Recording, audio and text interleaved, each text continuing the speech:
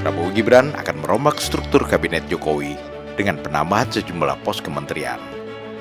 Ini hal biasa dalam pergantian pemerintahan, karena struktur kabinet dibentuk untuk merealisasikan visi misi program pemerintahan presiden dan wakil presiden terpilih. Beredar kabar, struktur kabinet Prabowo Gibran berisi 40-41 pos kementerian, atau lebih banyak dari struktur kabinet Jokowi yang berjumlah 34 pos kementerian.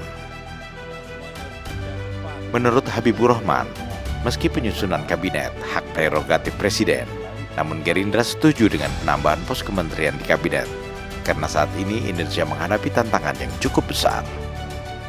Tantangan kita besar, target kita besar. Wajar kalau kita perlu mengumpulkan banyak orang, berkumpul dalam pemerintahan, sehingga menjadi besar. Ya. Tapi kan ada ketakutan hanya untuk akomodasi parpol-parpol lain supaya...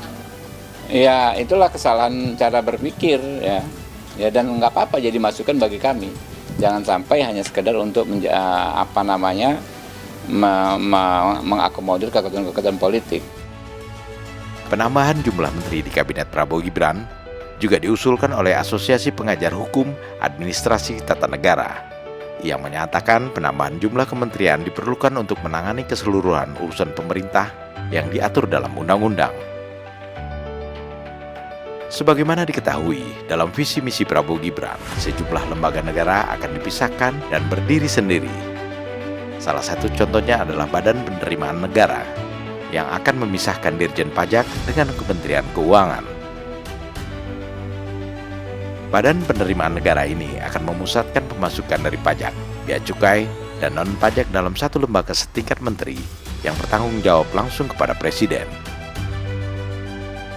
Dengan demikian, sangat jelas bahwa struktur kabinet dibentuk untuk memudahkan realisasi visi misi dan program yang akan dijalankan oleh pemerintahan Prabowo Gibran. Jika struktur itu cukup gemuk, karena memang banyak masalah negara yang harus ditangani dengan simultan dan terencana, bukan karena bagi-bagi kursi kekuasaan dengan partai koalisi.